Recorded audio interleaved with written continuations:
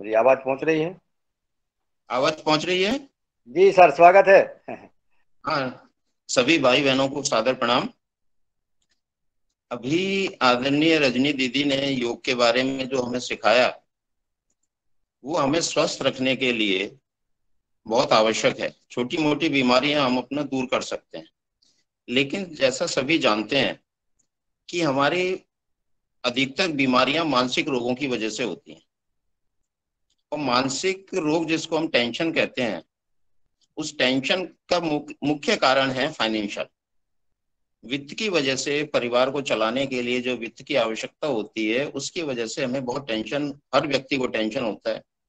क्योंकि जब भी किसी व्यक्ति से बात की जाती है या कोई परेशान व्यक्ति मिलता है हमें, तो हम ये पूछते हैं भाई आप क्यों परेशान हैं। चाहे वो व्यवसायी है, पेरेंट्स हैं, छात्र है, बेरोजगार है, तो वो कहता है जी टेंशन हो रही है। किस बात की टेंशन हो रही है, उसकी सबकी अलग अलग टेंशन होती है। अब इन टेंशन्स को जो व्यक्ति की होती हैं, उसको दूर करने के लिए सरकार और बैंक हमेशा तत्पर रहते हैं। सरकार रास्ता दिखाती है और बैंक फाइनेंशियल मदद करते हैं। देखिए, सबसे पहले मैं इसको सिलसिलेवार नंबरवार आपको तो दो तीन चीजें ऐसी बताऊंगा कि सबसे पहले परिवार का जो भी मुखिया होता है, उसकी टेंशन क्या होती है। उसकी टेंशन ये है कि मैं यदि मर गया, मेरे को कुछ हो गया, तो मेरे परिवार को कौन देखेगा, उसके पास से पैसे कहाँ से आएंगे। भारत सरकार के आदरणीय प्रधानमंत्री जी ने इस टेंशन को दूर करने के लिए बहुत अच्छे दो विकल्प और सस्ते विकल्प हम लोगों को दिए। सबसे पहला विकल्प उन्होंने दिया है कि आज की प्राय भागदौड़ की जिंदगी में हम लोग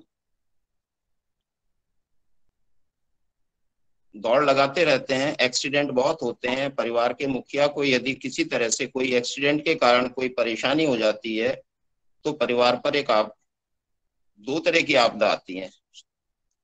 तो फाइनेंशियल आपदा दूर करने के लिए प्रधानमंत्री जी ने केवल एक बहुत ही 20 रुपए नॉमिनल वैल्यू पर 20 रुपए प्रति वर्ष यदि कोई व्यक्ति जमा करके भारत प्रधानमंत्री सुरक्षा बीमा योजना का सदस्य बन जाता है, तो वह परिवार के लिए 2 लाख रुपए तक का वित्तीय सहायता, जो उसको हम इसको LIC के बीमा की लैंग्वेज में यदि हम सोचें, तो 2 लाख रुपए का उसका क्लेम उस व्यक्ति के जिसने बीमा कराया है, उसकी मृत्यु पर या उसके पूर्ण रूप से अपंग होने पर उस परिवार को 2 लाख रुपए की वित्तीय सहायता बीमा के रूप में मिल जाती है। ये एक बहुत अच्छी योजना है। इसकी आयु वर्ष भी बहुत अधिक रखी गई है। 18 वर्ष से 70 वर्ष तक का कोई भी व्यक्ति इस योजना का लाभ ले सकता है। दूसरा एक योजना और शुरू की गई है, जिसका की नाम रखा गया प्रधानमंत्री जीवन ज्योति बीमा योजना। यह प्रधानमंत्री जीवन ज्योति बीमा योजना 18 वर्ष से लेकर के 50 वर्ष तक के किसी भी व्यक्ति के लिए, और इसमें किसी प्रकार से भी व्यक्ति की, जो बीमित व्यक्ति है, उसकी मृत्यु होने पर उसके परिवार को 2 लाख रुपए का बीमा योजना का लाभ तत्काल बैंक के माध्यम से ही मिल जाता है। ज्यादा उसमें नॉमिनल फॉर्मेलिटी पूरी करनी है, वो आप समय के कम होने की वजह से मैं बाद में कभी समय मिला बता दूंगा। लेकिन आप बैंक के माध्यम से यदि करते हैं, तो बैंक इसमें पूरी मदद करेंगे और सारी फॉर्मेलिटी वो पूरी करा करके आपका क्लेम सेटल करा देंगे। दूसरी जो टेंशन होती है, अधिकतर ये होता है कि जो छोटे मोटे रोजगार वाले हैं, व्यवसायी हैं, किसान हैं, या जो इनकम टैक्स पे नहीं करते, कहीं नौकरी नहीं करते, उनको ये होता है कि 60 साल के बाद एक तो उनके आमदनी के स्रोत कम हो जाते हैं, दूसरा उसकी शारीरिक क्षमता भी कम हो जाती है। तो ऐसी दशा में आदमी सोचता है भाई बुढ़ा हो जाऊंगा मैं, बुढ़ापा आ जाएगा, तब मुझे कहाँ से पैसे मिलेंगे। तो इसके लिए भी आदरणीय प्रधानमंत्री जी ने अटल पेंशन योजना के नाम से योजना चलाई, स्कीम चलाई हुई है, जो कि बैंकों के माध्यम से चलती है। इसमें कोई भी व्यक्ति जो 18 वर्ष से 40 वर्ष तक की आयु का है, वह व्यक्ति अपनी पेंशन योजना को चयनित करते हुए कि उसको 1,000 से 5,000 तक कितनी राशि की पेंशन 60 वर्ष की आयु पर लेनी है, वो चयन करके एक नॉमिनल अमाउंट प्रति माह अपने अकाउंट से सरकार के पास जमा करता रहे। और ये सब काम ऑटोमेटिक होंगे। एक बार फार्म भरने के बाद सारे कार्य ऑटोमेटिक होते रहेंगे। पेंशन योजना का फार्म भरने के बाद वो इसका सदस्य बन सकता है, और 60 वर्ष की आयु के बाद उस व्यक्ति को ऑटोमेटिक पेंशन जिंदगी भर मिलती रहेगी। यदि उस व्यक्ति की मृत्यु हो जाती है तो उसकी पत्नी या पति को आजीवन पेंशन मिलती रहेगी। यदि दोनों की मृत्यु हो जाती है तो उसी राशि से, एक्स्ट्रा राशि कुछ नहीं देनी है, उसी राशि से उसके परिवार को भी एक लमसम राशि जो कि 1,70,000 से 8.5 लाख रुपए तक है, वो पेंशन जो आपने ऑप्ट की है उसके अनुसार एक मुश्त राशि उसके परिवार के बच्चों को, जो भी नॉमिनी बनाया जाएगा, उसको दे दी जाएगी। एक बहुत अच्छी पेंशन योजना लागू की गई है और इसकी राशि भी बहुत कम रखी गई है।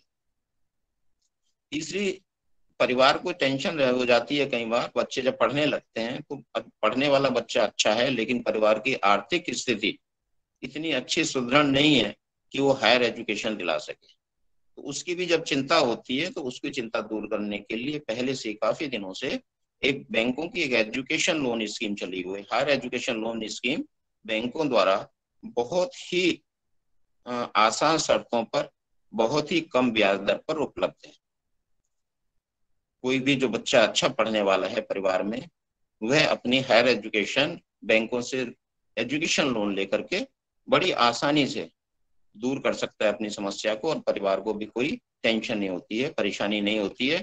और इसका वापस करने का भी काफी लंबा पीरियड है। जब बच्चा पढ़ाई पूरी कर लेगा, एजुकेशन पूरी कर लेगा, उसके बाद उसको 1 वर्ष का समय और दिया जाता है कि वो अपना कहीं व्यवसाय, नौकरी, कुछ रोजगार कर ले।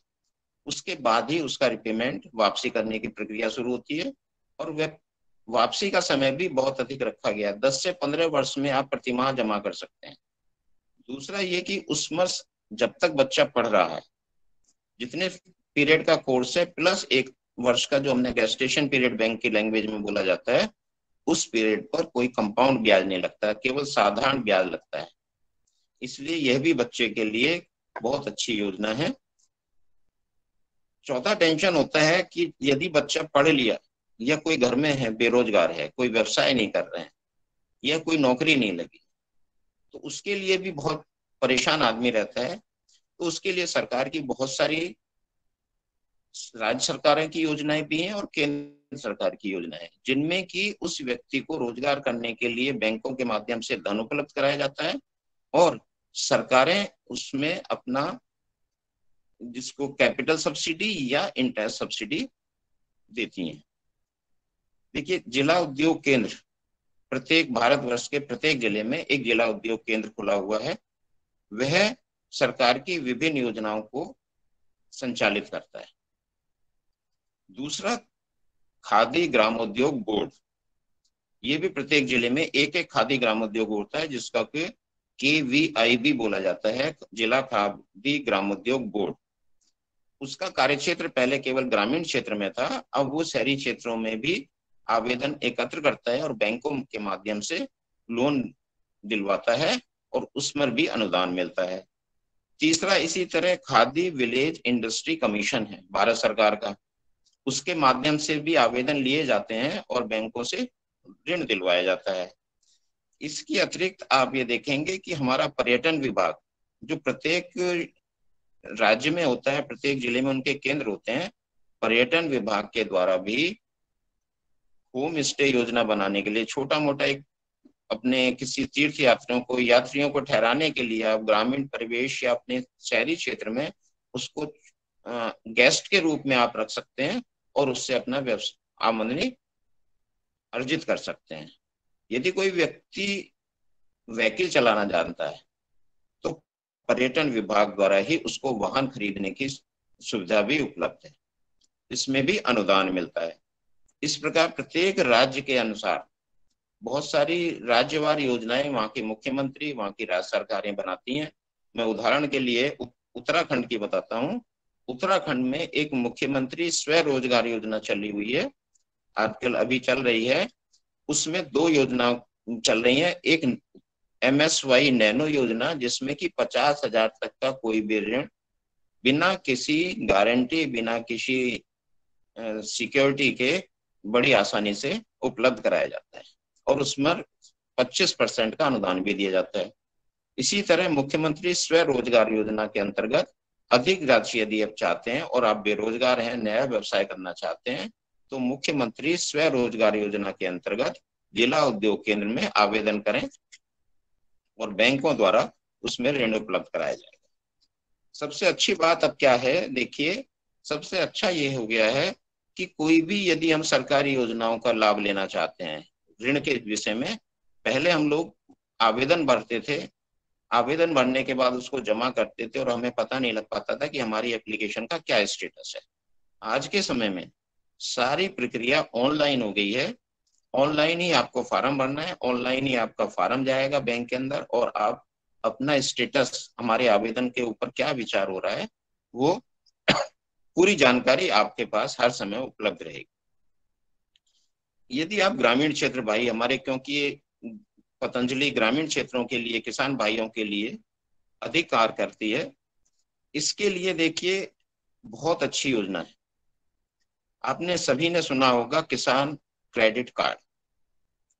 किसान क्रेडिट कार्ड के विषय में दो चीजें मैं पहले बताना चाहूंगा कि किसान क्रेडिट कार्ड क्यों आवश्यक है। क्योंकि जहां भी मैं कहीं सेमिनार करता हूं तो वहां ये कहते हैं कि हमें जरूरत नहीं है, हम क्यों बनवाएं। लेकिन किसान क्रेडिट कार्ड क्यों आवश्यक है, यदि एक व्यक्ति जान लेगा तो वो अवश्य बनवाए। जब कभी आपको किसी धन के, जब कभी आपको पैसे की आवश्यकता होती है और किसान भाइयों के पास पैसे नहीं होते हैं, तो वो गांव के किसी साहूकार या किसी पैसे वाले के पास जाता है या बैंक के पास जाता है और अपना पैसे वहां से उधार लेता है। यदि किसी साहूकार के द्वारा वो पैसे लेता है तो बहुत अधिक ब्याज पर उसको पैसा मिलता है। यदि बैंक के पास जाता है तो बैंक उसके किस कार्य के लिए लोन चाहिए उसको, उसकी जानकारी प्राप्त करने के बाद उसको लोन देते हैं और उसमें समय भी लगता है। लेकिन किसान क्रेडिट कार्ड एक ऐसी योजना है जो कि यदि आपका एक बार किसान क्रेडिट कार्ड, किसान भाई को यदि एक बार कार्ड बना दिया गया है तो वह उसको 5 वर्ष तक प्रयोग कर सकता है और अपनी सुविधा अनुसार जितनी राशि चाहे, जब चाहे वो बैंक से निकाल सकता है और जब चाहे जितना चाहे वो बैंक में कभी भी जमा कर सकता है। जो निकाली गई राशि है उसी पर ही बैंक ब्याज लेगा और साल में एक बार यदि आप पूर्ण राशि जमा कर देते हैं और आपका क्रेडिट कार्ड 3 लाख रुपए तक का बना हुआ है, तो मार्च के बाद या मार्च के लास्ट वीक में आकर के भारत सरकार द्वारा 3% की इंटरेस्ट सब्सिडी भी उस किसान भाई को मिल जाती। यदि उससे अधिक का किसान क्रेडिट कार्ड है उसमें ब्याज अनुदान उपलब्ध नहीं। इसमें कुछ किसान भाई कहते हैं कि साहब मेरी जमीन की वैल्यू बहुत अधिक है, लेकिन बैंक, क्योंकि किसान क्रेडिट कार्ड फसल के हिसाब से बनाते हैं, जो कि प्रत्येक जिले में जिला अधिकारी द्वारा एक निश्चित राशि निर्धारित कर दी गई है, उसी के अनुसार, जिसको कि हम स्केल ऑफ फाइनेंस कहते हैं, उसी के अनुसार हम लोग फाइनेंस करते हैं। लेकिन अब किसान भाई हमारे कहते हैं कि मेरी जमीन की वैल्यू अधिक है लेकिन मेरा कार्ड कम बन रहा है, तो ऐसे किसान भाइयों को मैं बताना चाहता हूं कि यदि आपने किसान क्रेडिट कार्ड की उपयोग किया है और 3 साल तक उसको अच्छी तरह चलाया है, अच्छी तरह चलाने का मतलब उसमें लेन देन करते रहे हैं और किसान अपने अकाउंट को डिफॉल्ट नहीं किया है, तो हर बैंकों ने अपने अपने अलग अलग नियम बनाए हुए हैं और वो आपके किसान क्रेडिट कार्ड की लिमिट को आपकी जमीन की वैल्यूएशन के अनुसार ही उसको वृद्धि कर देते हैं। अब इसमें आपने देखा होगा कि किसान क्रेडिट कार्ड उन्हीं ग्रामीण क्षेत्र के किसानों को मिलता है जिनके पास की जमीन है। लेकिन हमारे ग्रामीण क्षेत्र में कुछ ऐसे भी हमारे भाई रहते हैं जिनके पास जमीन उपलब्ध नहीं होती है, लेकिन वो ग्रामीण क्षेत्र में रहते हैं और कोई शहरी क्षेत्र में व्यवसाय करते हैं। उनका परिवार गांव में रहते हुए ही दुधारू पशु पालता है और अपने परिवार को आर्थिक मदद देता है। ऐसे मेरे किसान भाई, ऐसे मेरे ग्रामीण भाई जिनके पास जमीन उपलब्ध नहीं है, गांव में रहते हैं और दुधारू पशु पालते हैं, उनके लिए भी कृषि कार्ड बनाया जा रहा है बैंकों के द्वारा। वो व्यक्ति, ऐसे मेरे किसान भाई जिनके पास दुधारू पशु हैं और उन्होंने कृषि कार्ड नहीं बनवाया है, वे उस क्षेत्र के डेयरी पालन करने वाले जो सुपरवाइजर होते हैं, दूध के सुपरवाइजर होते हैं, या प्रत्येक क्षेत्र में यदि कोई डेयरी खुली हुई है, सरकारी डेयरी खुली हुई है, उस डेयरी के जो सुपरवाइजर होते हैं, उस क्षेत्र में जो चिकित्सक होते हैं, वेटनरी डॉक्टर जिनको हम बोलते हैं, उनसे संपर्क करके अपने पशु का अपने पशु की पूरी जानकारी का एक सर्टिफिकेट बनवा लें और बैंकों को लोन के लिए अप्लाई कर दें। बैंकों द्वारा उस पशु की कीमत के हिसाब से उसका कृषि कार्ड बना दिया जाएगा। इस योजना के अंदर जो भी मैंने दुधारू पशु वाली योजना बनाई है, उसमें अधिकतम 1,60,000 तक का लोन ही उपलब्ध होता है, क्योंकि भारत सरकार द्वारा 1,60,000 तक के किसी भी ऋण के लिए भूमि को बंधक नहीं करना होता है। और उस ग्रामीण भाई के पास क्योंकि भूमि नहीं है, इसलिए उसके लिए ये एक लिमिट को सेट कर दिया गया। तो ये बहुत अच्छी योजना है ग्रामीण क्षेत्र के लिए। और उस व्यक्ति को, प्रत्येक व्यक्ति को जो ग्रामीण क्षेत्र में रहता है या पशुपालन करता है, भूमि है, उसको कृषि कार्ड बनाकर अपना अवश्य रखना चाहिए। यदि वह व्यक्ति कृषि कार्ड का उपयोग नहीं करता है तो बैंक द्वारा कोई ब्याज चार्ज नहीं किया जाता। किसी तरह की कोई कृषि कार्ड के ऊपर किसी तरह के अन्य चार्जेस भी नहीं लगाए जाते। और कृषि कार्ड में साधारण ब्याज लगता है, कोई मासिक ब्याज नहीं लगता। साल में एक ही बार साधारण ब्याज लगाया जाता है। इसी तरह से विभिन्न बैंकों की और सरकारों की, राज्य सरकारों की डेयरी योजना है। डेयरी योजना के लिए मैं कहना चाहूंगा कि आज के समय में व्यक्तियों का डेयरी के प्रति रुझान कम होता जा रहा है। उसके बहुत से कारण हो सकते हैं। उनमें एक मुख्य कारण है कि पशुओं की कीमत ज्यादा होना। दूसरा ये कि आजकल पशुओं की देखभाल करने के लिए, चारा के लिए और लेबर प्रॉब्लम जो अधिकतर जानी पता लगी है, वो लेबर प्रॉब्लम भी है। ऐसी दशा में यदि आप सहकारिता के आधार पर एफपीओ बनाकर, जैसी अभी एफपीओ की भी बात हो रही थी, एफपीओ बनाकर भी ये व्यवसाय करते हैं तो बहुत अच्छा सफल व्यवसाय है। दूसरा, देखिए, हम जैविक खेती की बात करते हैं। जैविक खेती के लिए हमें क्या चाहिए? जैविक खेती के लिए हमें गोबर की आवश्यकता होगी। जब हम पशु नहीं पालेंगे, पशु व्यवसाय नहीं होगा, तो हमें गोबर उपलब्ध नहीं होगा और हमारी जो जैविक खेती की एक योजना बनी हुई है, जैविक खेती की एक धारणा बनी हुई है, वो सफल नहीं हो पाएगी। यदि हम कोई डेयरी लगाते हैं, डेयरी के साथ साथ उसमें हम ये कहें कि हमें एक पंथ दो काज वाली बात हो जाती है उसमें, कि हम पशु पाल करके दुधारू पशु पालते हैं जिससे कि हम दूध का व्यवसाय करते हैं। दूसरे साथ साथ उपलब्ध गोबर द्वारा हम उसकी जैविक खाद बनाकर भी बिक्री कर सकते हैं। एक हमारा एक एडिशनल सोर्स ऑफ इनकम हो जाएगा। दूसरा ये, आप ये देखिएगा कि हम उससे ग्रामीण क्षेत्र में यदि हमारे पास अधिक गोबर उपलब्ध है तो हम अपनी गैस समस्या को भी खत्म कर सकते हैं।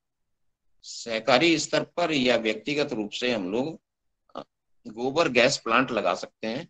उस गोबर गैस प्लांट से अपने ग्रामीण भाइयों को, आसपास के भाइयों को हम उससे गैस की आपूर्ति करके आय का साधन स्रोत हो गया हमारा। दूसरा, जो उसका वेस्ट निकलेगा गोबर गैस के बाद भी, वो हमारी जैविक खाद के काम आएगा। इसके लिए भी बैंकों से बड़ी आसान शर्तों पर ऋण उपलब्ध है। साथ साथ सरकारें, राज्य सरकारें, भारत सरकार समय समय पर डेयरी की योजनाएं बनाती रहती है और उससे जो है अधिक से अधिक लाभ हम लोगों को उठाना चाहिए। एफपीओ की अभी बात हो रही थी। एफपीओ हमारे भाइयों को, सभी किसान भाइयों को अभी इसमें ज्यादा नहीं पता। कुछ संस्थाएं जो हम जिनको एनजीओ बोलते हैं, नाबार्ड के माध्यम से कुछ एफपीओ बनवा रहे हैं। एफपीओ एक कुछ नहीं है। एफपीओ जिस तरह से एक कंपनी काम करती है, हम जैसे कंपनियां बनती हैं, कंपनी में एक डायरेक्टर होता है, इसी तरह से एफपीओ बनते हैं। एफपीओ का रजिस्ट्रेशन होने के बाद किसान भाई उसमें जुड़ते हैं, उन सब उसके जैसे शेयर होल्डर होते हैं और उन्हीं में से किसी को जो चाहते हैं उनमें से डायरेक्टर बन जाते हैं और वो एक कंपनी की तरह उस एफपीओ को चलाते हैं। एफपीओ का फायदा ये है कि किसान भाइयों की जितनी भी उपज है, जो भी वो प्रोड्यूस इकट्ठा करते हैं, उसको एक जगह इकट्ठा करने के बाद एक अच्छे मार्केट पर अच्छे दामों पर उसको सेल कर सकते हैं या भंडारण भी कर सकते हैं और उचित समय आने पर उसको बिक्री कर सकते हैं। यदि मेरे कोई व्यवसायी भाई यदि चाहते हैं कि उनका पहले से व्यवसाय चल रहा है और उसको बढ़ाना चाहते हैं, जिसमें कि अनुदान भी उपलब्ध है, एक PMEGP के नाम से प्रधानमंत्री एम्प्लॉयमेंट जनरेशन प्रोग्राम योजना है, जिसके माध्यम से आपको अपना व्यवसाय बढ़ाने के लिए भी ऋण उपलब्ध कराया जाता है, साथ साथ उसमें अनुदान भी उपलब्ध होता है। मेरा ये सब चीजें बताने का तात्पर्य ये है कि हमें भारत सरकार, राज्य सरकार और बैंकों के साथ जो योजनाएं चल रही हैं उन योजनाओं का अधिक से अधिक लाभ लेना चाहिए, उससे जुड़ना चाहिए। और आज के युग में जो ये हमारा इतना हम इसको कम्युनिकेशन का कहते हैं, सोशल का कम्युनिकेशन का जो आजकल इतना अच्छा प्रचार प्रसार हो रहा है, उसके माध्यम से सारी जानकारी वेबसाइट पर उपलब्ध है। मैं सबसे अनुरोध ये भी करूंगा कि आप अधिक से अधिक सरकारी बैंकों के साथ जुड़ें, क्योंकि सरकारी बैंकों द्वारा कोई हिडन चार्ज नहीं होते, जो भी चार्जेस होते हैं उनकी वेबसाइट पर पड़े रहते हैं।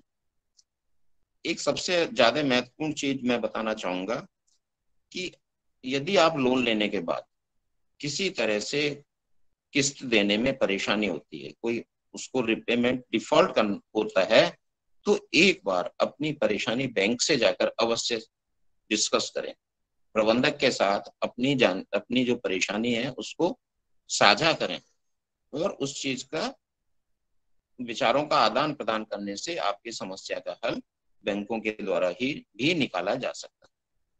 इसलिए डिफॉल्ट होने पर बैंकों से मुंह ना छुड़ाएं, बल्कि बैंकों से जाकर के अपनी समस्या को बताएं। देखिए, एक सबसे बड़ी बात यह है कि आज के युग में कंप्यूटराइजेशन के समय में, और काफी दिनों से, लगभग इसको 20 साल के करीब हो गए हैं, बैंकों ने अपना एक पूल बनाया हुआ है। पूरा डाटा जिसको भी लोन देते हैं, एक पूरा डाटा एक कंप्यूटर में, भारत सरकार के एक कंपनी ने कंप्यूटर लगाया हुआ है जिसको कि हम सिबिल डाटा बोलते हैं। उसमें पूरा डाटा ट्रांसफर होता रहता है, मंथली ट्रांसफर होता है, क्वार्टरली ट्रांसफर होता रहता है, और पूरी फाइनेंशियल डाटा हर व्यक्ति का जिसने लोन लिया है या लोन के लिए अप्लाई भी किया है उसमें स्टोर होता रहता है। और बैंक जब भी उससे कोई लोन देते हैं तो सबसे पहले सिबिल निकालते हैं। मेरे इसमें सबसे अनुरोध यह है कि यदि आपको कोई परेशानी होती है, आपका सिबिल खराब होता है, उसके मुख्य कारण है कि आपके द्वारा बैंकों से या तो संपर्क नहीं किया जाता, या हम कुछ लालच में आ जाते हैं, और लालच में आने के बाद हम बैंकों से ऋण चुकता न करने के कारण हम बैंकों की समझौता योजना, जिसको कि हम वन टाइम सेटलमेंट कहते हैं, या हम अपना शहर छोड़कर दूसरे शहर में चले जाते हैं कि हमें लोन नहीं देना पड़ेगा, लेकिन इस गंभीर समस्या का परेशानी हम अपने लिए खड़ी कर रहे हैं। भविष्य में यदि हमें कभी भी आवश्यकता होगी तो वो डाटा जो सिबिल में चढ़ा हुआ है वो खत्म नहीं होता है, और बैंक जब आपको लोन देंगे तो जब सिबिल निकालेंगे तो आपकी पूरी हिस्ट्री उस सिबिल के माध्यम से बैंक को उपलब्ध होगी, जिसके माध्यम से बैंक ये पता लगा सकता है कि आपने पहले कभी लोन लिया हुआ है, नहीं लिया हुआ है, कितनी बार अप्लाई किया हुआ है, और आपका पुराना स्टेटस क्या है। यदि आपने किसी भी व्यक्ति का सिविल में right of word, one time settlement word, या कोई इस तरह का इंडिकेशन होता है, तो वो बहुत ही निगेटिव इंडिकेशन होता है। मेरे इन एक अंत में मैं एक बात और कहना चाहूंगा, जो कि इससे संबंध नहीं है, वित्त से संबंधित नहीं है, लेकिन एक सामाजिक बुराई बहुत आजकल चली हुई है।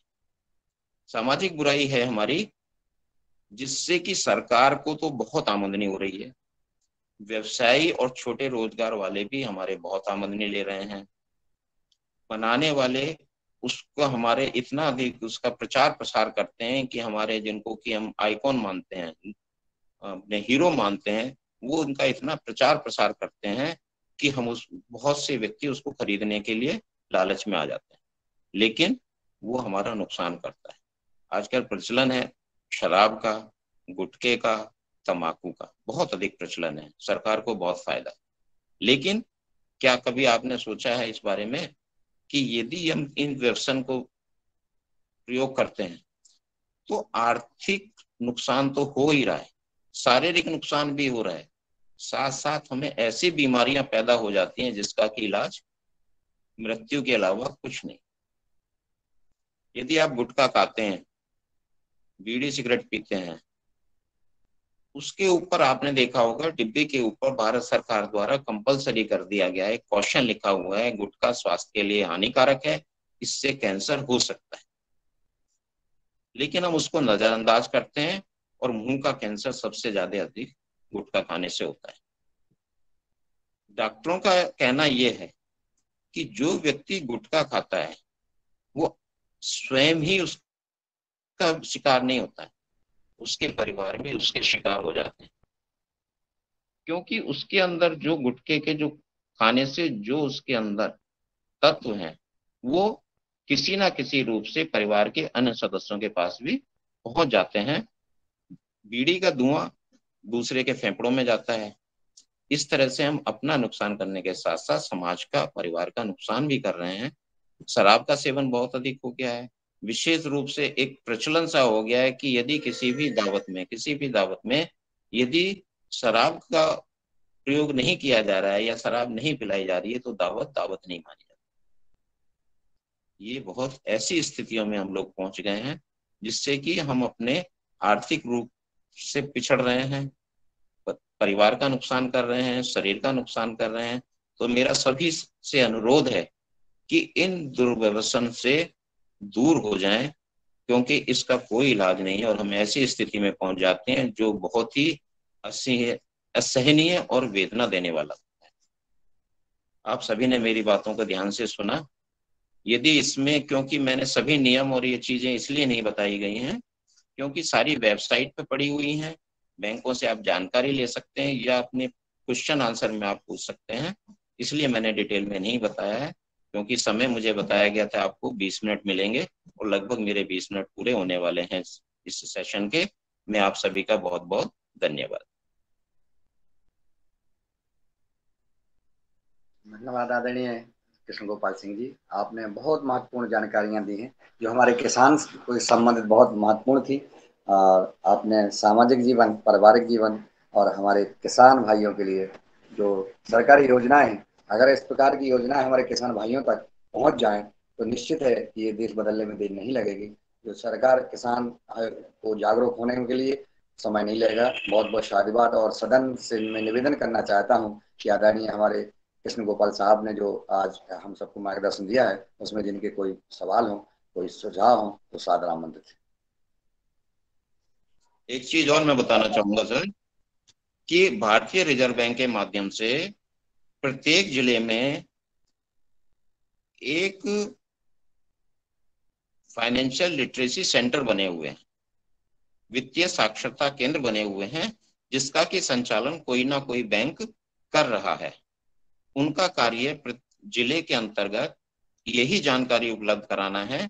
तो मेरे सभी से अनुरोध है कि आपके जिले में जो भी वित्तीय साक्षरता केंद्र है उनमें जो भी उनके संचालक हैं, जो भी उनके काउंसलर हैं, उनसे संपर्क करिए और अधिक से अधिक अपने क्षेत्रों में ये जानकारी वो निःशुल्क प्रदान करते हैं अपने किसान भाइयों को या अपने समाज को। उनसे अधिक से अधिक सेमिनार करा करके इस जानकारी को सभी के प्रचार प्रसार में मदद करें। सर प्लीज प्लीज, ये हम झारखंड से बोल रहे हैं। ये सुरक्षा योजना, प्रधानमंत्री सुरक्षा योजना लागू हो गया है, ये जानकारी लेना चाहते। कहा कि अभी हम लोग जो कर रहे हैं मैदान में हैं तो चर्चा हो रही है कि अभी लागू नहीं हुआ, क्या लागू हो गया है ये योजना? नहीं सर, जब से आदरणीय प्रधानमंत्री जी मोदी जी बने हैं उन्होंने 2015 में इस योजना को लागू किया था। दोनों योजनाएं सुरक्षा बीमा योजनाएं, जो जिनको हम दो बीमा योजना कह रहे हैं, दोनों बीमा योजनाएं लागू हैं। अभी इसको वापस नहीं किया गया है। और इसमें केवल ये है कि पहले ये हम इसको आप इस तरह से याद रख लीजिए, बीमा योजना का यदि आपको नाम याद नहीं है तो मैंने जैसे बताया दुर्घटना बीमा योजना, उसका प्रीमियम है 20 रुपए। और जो दूसरी योजना है जीवन ज्योति बीमा, उसका प्रीमियम है 436 रुपए प्रति वर्ष। यदि योजना किसी को याद नहीं रहती है, बैंकों में जाएं, वहां पर जाकर ये कहें कि मुझे 20 रुपए वाली बीमा योजना लेनी है या 436 रुपए वाली बीमा योजना लेनी है। दोनों में आयु का अंतर है और कोई अंतर नहीं है। दूसरा यह है, यदि किसी व्यक्ति ने दोनों बीमा योजना ली है और उस व्यक्ति की दुर्घटना में मृत्यु हो जाती है तो उसके परिवार को दोनों बीमा योजनाओं का लाभ मिलेगा। अर्थात दोनों योजना लेने पर दुर्घटना से मृत्यु होने पर 4 लाख रुपए का बीमा योजना का लाभ उपलब्ध है। 4 लाख दोनों लेने 4 लाख 2 लाख का हाँ 4 लाख हम लोग दूसरा वाला में नहीं जान रहे थे। पहला वाला में 2 लाख तो क्लियर था, मतलब दूसरा वाला यदि करेंगे 400 वाला तो 4 लाख होगा। बहुत बहुत धन्यवाद सर। दोनों में हम लोग उम्र का अंतर है सर। 70 ही जा रहा हूँ अभी तो मैं। हाँ, जो केवल 70 जो बोले ना, 70 436 लक्ष्मी वाला रेखा में बीमा हूँ। योजना है, 436 वाला बीमा योजना है, केवल 50 वर्ष तक की आयु के लिए है। उससे अच्छा अधिक की आयु का योजना व्यक्ति उस योजना का लाभ नहीं ले सकता। अच्छा ठीक है। मैंने कितना से कितना तक है? 70 तक सुने तो लास्ट 70 पहला 18 वर्ष से 70 वर्ष तक का बीमा योजना, उसका प्रीमियम है 20 रुपया। 18 वर्ष से 50 वर्ष तक की योजना, उसका प्रीमियम है 436 रुपये। जी हाँ सर। ऑनलाइन होगा कि ऑफलाइन? ऑनलाइन बैंक में जाना पड़ेगा। हाँ, किसी भी बैंक में आप चले जाएं। हाँ, किसी भी बैंक में, किसी भी, जहां भी आपका अकाउंट है। हाँ जी ठीक है सर। बहुत बहुत धन्यवाद सर। हम लोग बहुत सारे लोग हैं, बहुत सारे किसान हम लोग यहाँ पर हैं, 6 आदमी हैं, 7 सबको जानकारी हुई, जिज्ञासा हुई कि क्वेश्चन किया जाए, इसलिए मैंने आप पर प्रश्न किया। धन्यवाद, आभारी हूँ आपका। धन्यवाद। सभी हमारे झारखंड के जो किसान भाई आदरणीय कृष्ण कुमार जी के साथ योग प्राणायाम कर रहे हैं, उनको दैनिक योगा कार्यक्रम परिवार की ओर से बहुत बहुत साधुवाद देखा हमने, बहुत अच्छा लगा। ऐसे किसान भाई एक साथ बैठते हैं और सुन रहे हैं। हमारे आदरणीय चीफ गेस्ट महोदय को उन्होंने सुना है, और एक व्यक्ति के साथ 10-10, 20-20 व्यक्ति ही सुनते हैं। ये बहुत अच्छी बात है। एक मोबाइल के द्वारा ये सब देखो योग कर रहे हैं और सुन रहे हैं सभी, ये बहुत अच्छी बात है। चलिए, बहुत सुंदर। और किसी भाई बहन का कोई सुझाव हो तो सादर आमंत्रित। सवाल हो? ओम भाई जी, मैं प्रणाली बोल रही हूँ। नमस्कार। कहाँ से हैं जी? अपना परिचय के साथ आप अपनी बात रखें। मैं महाराष्ट्र के सिंधुदुर्ग जिले से हूँ, देवगढ़ तहसील से। मैं टीचर हूँ स्कूल में और पतंजलि की सेवा का काम कर रही हूँ। कृषि का, जैविक खेती, जैविक खाद और योग प्राणायाम सिखाना, ये भी मैं काम करती हूँ। तो मेरा एक प्रश्न है कि आपका फोन नंबर मिले तो मैं आपसे कांटेक्ट करते ये फिर से जानकारी आपसे ले लूंगी, और मुझे जो काम करना है उसके लिए इसकी मदद जरूर होगी। आप मेरा नंबर लेना चाह रही हैं? हाँ, आपका नंबर लेना चाहती हूँ। हाँ, मेरा नंबर लिख लीजिए, 9412956111।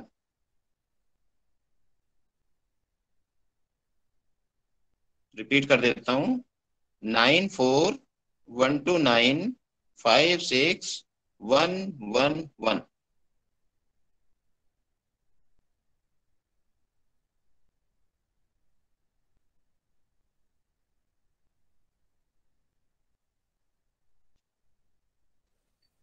ओम, धन्यवाद। धन्यवाद बहन प्रणाली जी। आपने अपना आप सेवा करती रहती हैं महाराष्ट्र में। आप शिक्षक भी हैं, आप किसान भी हैं, आप प्रशिक्षक भी हैं, आप योग साधक भी हैं, आप समाज सेविका भी हैं। आपको साधुवाद। और आगे और किसी भाई का कोई सुझाव हो, सवाल हो, आदरणीय रामकृष्ण रघुवंशी जी अपने परिचय के साथ आप अपनी बात रखें। मुख्य अतिथि महोदय का हार्दिक अभिनंदन, गुरुदेव को प्रणाम। और मेरा प्रश्न ये है कि मेरे साथ कुछ किसान यहाँ पे हैं, कल भी प्रश्न कर रहे थे कि जिनका सिविल खराब हुआ है, जिन्होंने केसीसी उठाया था और किसी कारण से वो लोग जमा नहीं कर पाए बैंकों में, तो उसमें अगर वो जो सेटलमेंट की राशि जमा कर देते हैं तो उनका सिविल कितने दिन में ठीक हो जाता है? देखिए सर, सिविल ऐसी चीज है जो एक बार यदि खाता खराब होने के बाद यदि आपने जो बैंक की योजना चलती है वन टाइम सेटलमेंट, एक मुश्त समझौता जिसको कहते हैं, उसमें यदि आपने कोई लाभ लिया है तो उससे सिविल, उसके बाद सिविल ठीक नहीं होगी। जी बस मेरा यही प्रश्न था कि सिविल, वो क्योंकि आपने उससे, देखिए उसका अर्थ ये हुआ कि यह व्यक्ति पैसा लेने के बाद पैसा नहीं देता है, और जब जब बैंक इसको कोई कानूनी कार्रवाई करता है या उसके ऊपर दबाव डालता है तो ये बैंक से समझौता कर लेता है। इस मतलब इसके आदमी की आइडेंटिटी उचित नहीं। जी धन्यवाद।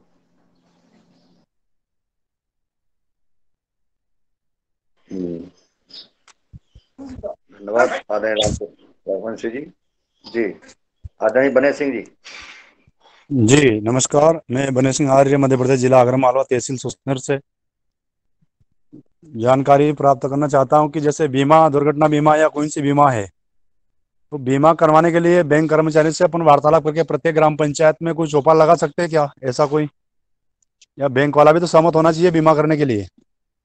जी, यदि आप अपनी पंचायत में या ग्राम स्तर पर कोई इस तरह का लाभ सभी को दिलवाना चाहते हैं, तो जो भी नजदीक की शाखा है, आपके क्षेत्र की जो भी शाखाएं हैं, या एक प्रत्येक जिले में एक लीड बैंक अधिकारी होता है जो भी सभी बैंकों को फाइनेंशियल मैटर में कंट्रोल करता है। म्यूट करके सुने बने सिंह जी, प्लीज म्यूट कर लें, तब आदरणीय चीफ गेस्ट महोदय की आवाज जी धन्यवाद, आप बोलिए सर, आवाज साफ आएगी।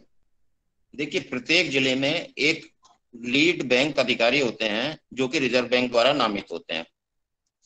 उनका काम पूरे जिले के अंतर्गत जितने भी फाइनेंशियल मैटर बैंकों के होते हैं उनको कंट्रोल करना और भारत सरकार की योजनाओं को, भारत सरकार को डाटा देना। आप यदि ग्रामीण स्तर पर अपने गांव पर या पंचायत पर इस कोई काम करना चाहते हैं, उसमें बैंक जो भी आपके नजदीकी बैंक हैं उनसे संपर्क कर लें या लीड बैंक अधिकारी से संपर्क कर लें। आपके गांव में जाकर ही बैंक के कर्मचारी फार्म भर सकते हैं, वहीं पर आपका फार्म भर दिया जाएगा। लेकिन ग्रामीण जो भाई हैं जो इन योजना का लाभ उठाना चाहते हैं, उनको 2-3 चीजें अपने साथ रखें। नंबर 1, आधार कार्ड, उसकी फोटोकॉपी करा लें तो बहुत अच्छा है।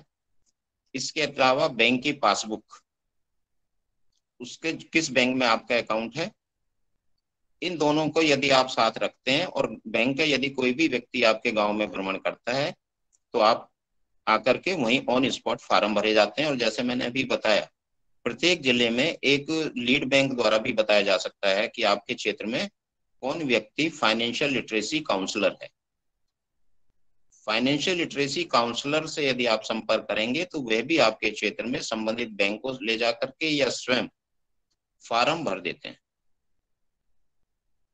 और संबंधित बैंकों को पहुंचा दिया जाता है।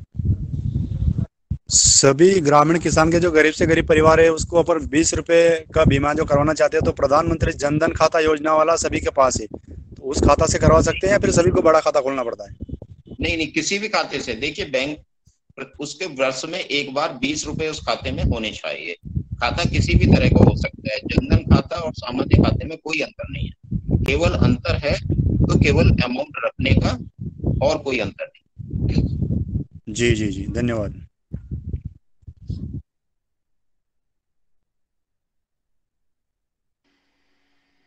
और किसी भाई का? ओम भाई, ओम भाई जी, जी ओम भाई जी, मैं प्रश्न पूछ सकती हूँ क्या? मैं जी जी जी बहन जी।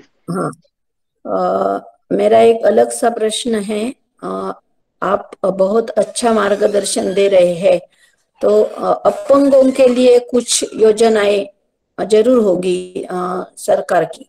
मैंने बहुत कुछ जानकारी, अपंग जो होते हैं, पैर से अपंग होते हैं, हैंडीकैप लोग होते हैं।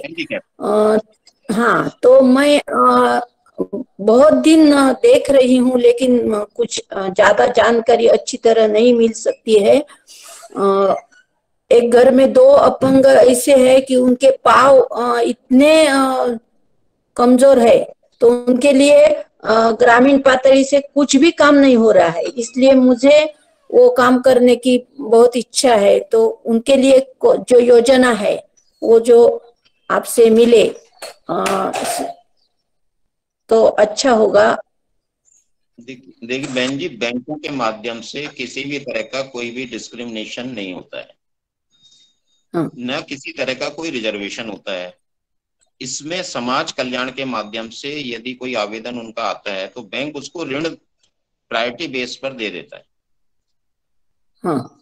लेकिन ये योजना जो है वो समाज कल्याण की कुछ ऐसी योजनाएं हैं, यदि आप समाज कल्याण अधिकारी, जिला समाज कल्याण अधिकारी या खंड या प्रखंड जिला समाज कल्याण अधिकारी से आप संपर्क करेंगी तो उनकी यदि कोई योजना होगी तो वो इस बारे में आपको जानकारी दे अच्छा अच्छा। हाँ, समाज कल्याण अधिकारी जी, जरूर। ये ब्लॉक स्तर पर भी होते हैं। ओम ओम, हाँ ओम। धन्यवाद भाई। जी बहन जी, जैसा हमारे आदरणीय चीफ गेस्ट महोदय ने बताया, बहन प्रणाली जी, मैं पूछना चाहता हूं कि जो अपने घर में जो दिव्यांग हैं तो उनको जो यंत्र की आवश्यकता होती है उनको पेंशन मिल रही है या नहीं मिल रही है? थोड़ा सा ये बताने का कष्ट करें। नहीं, पेंशन कुछ नहीं मिल रही है उनको। उन दोनों भाई है, उनको पेंशन नहीं। वो साइकिल की योजना है वो भी नहीं मिली है, और वो इतना नहीं कर सकते हैं कि वो स्वतः जाकर ये कुछ नहीं कर सकते हैं। तो ग्राम पंचायत स्तर से कुछ तो होना चाहिए ना, ऐसा मुझे लगता है। लेकिन वो भी कुछ वैसा कदम नहीं बढ़ाते हैं। तो वो काम करने का मेरा विचार है, इसलिए मैं ये जानकारी लेने का प्रयत्न कर रही हूँ। मैं बताना चाहता हूं कि भारत में से हमारे मध्य प्रदेश में तो अब घर घर जा रहे हैं, सरपंच जा रहा है, सेक्रेटरी जा रहा है, पूरा शासकीय अमला एक हर घर में जाएगा, उसका सर्वे करेगा कि कौन व्यक्ति किस योजना का पात्र है और वो अभी तक उस योजना से वंचित रहा है। ऐसा सर्वे सरकार के द्वारा कराया जा रहा है। उसमें एक समाज सेवक भी रहेगा, एक गौ सेवक भी रहेगा, और सरकारी अमले के साथ में समाज सेवक भी उस गांव के साथ में रहेंगे, और हर घर का सर्वे होगा, एक प्रपत्र भरा जाएगा, और अगर उसमें कहीं कोई छूट जाता है तो उसकी जिम्मेवारी ग्राम पंचायत प्रशासन की रहेगी और उसको दंडित किया जाएगा। ये हमारे माननीय शिवराज सिंह चौहान जी ने, अब ये पता नहीं है कि ये भारत सरकार की योजना, अभी हमें जानकारी नहीं है, मैं करता हूँ आज। और रही बात आपके जो भाई हैं जो दिव्यांग हैं, सिर्फ उनका आप एक आवेदन बना के दे रहे हैं, पूरा नाम पता, उसके पीछे आप आधार कार्ड और समग्र आईडी ये लगा के, और अगर आप पीडीएफ में भी भेज सकती हैं तो मैं हमारे सामाजिक न्याय मंत्री भारत सरकार के माननीय डॉक्टर वीरेंद्र कुमार जी हैं, जो पूरे भारत देश भर के मंत्री हैं और सामाजिक न्याय विभाग के मंत्री हैं, उनके द्वारा वहाँ के जो है आपकी प्रदेश के सामाजिक न्याय विभाग में वो पत्र पहुँच जाएगा और उनको वहाँ प्रशासन वाले उनके घर आएंगे और इसका उनको लाभ मिल जाएगा, पेंशन का लाभ मिलेगा, इनका दिव्यांग प्रमाण पत्र बनेगा, और साथ में उनको जो यंत्र है, जो साइकिल वगैरह है, वो उपलब्ध करा दी जाएगी। ये हो सकता है, सिर्फ थोड़ा सा आपको उनकी हेल्प करना पड़ेगी, उनके आवेदन जरूर देना पड़ेगा, क्योंकि बिना आवेदन के कुछ भी होने वाला नहीं है। सरकार को साक्ष्य चाहिए, तो उनका इतना जो है आप, या फिर अगर कहीं मेला लगता है या वो कोई साथ में चले जाएं तो वो जो, हाँ, आपका जो नियरेस्ट विभाग है, कलेक्ट्रेट होती है, कलेक्टर बैठते हैं वहाँ, या जनपद या जिला पंचायत सीओ बैठते हैं, वहाँ पे आवेदन दे रहे हैं तो इनका पेंशन हो जाएगी और इनको यंत्र मिल जाएंगे। ऐसा हमारा आपको सुझाव है। ओम, बहुत अच्छी जानकारी आपने दी है। मुझे तो इतना अच्छा लगा आज सुनकर कि मैं बहुत बार प्रयास करती थी, लेकिन हमारे यहाँ तो आज तुमने जो कहा कि मध्य प्रदेश में ऐसा काम हो रहा है, हमारे यहाँ तो ये जो 2 भाई है, उस घर ने गांव के लिए इतना अच्छा काम किया है लेकिन उस घर में इतने घटनाएं हो रही है तो गांव का सरपंच नहीं, कौन भी आकर देखता नहीं है उनके घर आकर। ऐसी यहाँ की परिस्थितियां है। इतना इतना बेफिक्र रहते हैं लोग। मुझे तो बहुत बुरा लगता है ये देखकर, इसलिए मैंने आज ये प्रश्न इस मंच के सामने रखा। तो आपसे भी मैं कांटेक्ट करूंगी। आपका भी मुझे नंबर चाहिए जरा। भाई तुमने अच्छी जानकारी दी, इसलिए हाँ मैं फिर से प्रयास करूंगी। हाँ जी, मेरा नंबर आप लिख ले, और मैं तो ज्यादा नहीं कह सकता हूँ, लेकिन हाँ उनका अगर नंबर मिल जाता तो जो, चूंकि वो हमारे लोकसभा क्षेत्र से सांसद हैं डॉक्टर वीरेंद्र कुमार जी, और वो भारत के सामाजिक न्याय विभाग के मंत्री हैं, तो इतना जरूर है उनसे, चूंकि वो यहाँ से फोन भी कर देंगे, उस जो वहाँ का महाराष्ट्र का जो आपका जिला होगा, प्रदेश में जो बैठता होगा, वहाँ उससे संदेश उनके नाम का पहुंच जाएगा, इस गांव के ऐसे व्यक्ति दिव्यांग हैं, उनकी तुरंत उनको लाभ दिलाया जाए, तो ये उस पर तुरंत एक्शन ले लिया जाएगा। आप मुझे मेरा नंबर लिख लें और मेरे व्हाट्सएप पर उनके कागज जरूर भिजवाने का कष्ट करेंगे, हम इसका कर देंगे। क्योंकि देने के गुहार कार्यक्रम जो हमारा चल रहा है, पूरे भारत के जो व्यक्ति जुड़े हैं, अगर इनकी समस्या का समाधान इस देने के गुहार कार्यक्रम के द्वारा हो जाता है तो ये भी एक बहुत बड़ी पहल होगी। और मैं चाहूंगा कि हमारे दो दिव्यांग भाई हैं, उनकी देने के गुहार कार्यक्रम में आए सवाल, इनकी समस्या का समाधान इसके माध्यम से हम कर सके, ऐसा हमारा प्रयास है। तो मेरा नंबर आप नोट कर लीजिए, मैं बोल रहा हूँ 7000 700 3 बार 0 हाँ 000 हो गया। हाँ हाँ हाँ 26 88 88 15। हाँ हाँ ये हमारा नंबर है। नहीं 73026 और नहीं 8।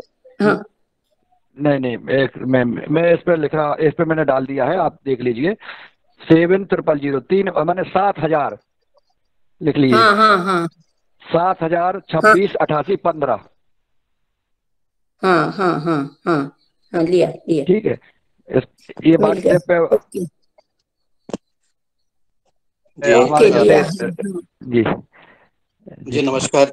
ये जो दिव्यांगजन वाला जो कार्य होता है, उसमें जब कोई भी दिव्यांगजन के लिए कोई उसको सहयोग की जरूरत होती है या कोई अन्य सरकारी स्कीम्स के साथ वो जुड़ना होता है, या उनको दिव्यांगजन पेंशन की जब बातचीत होती है, तो सबसे पहले जो डॉक्यूमेंट की जरूरत होती है वो यह है कि जो जिला स्तर के जो डॉक्टर हैं, सरकारी डॉक्टर, वहां से उनका मेडिकल सर्टिफिकेट।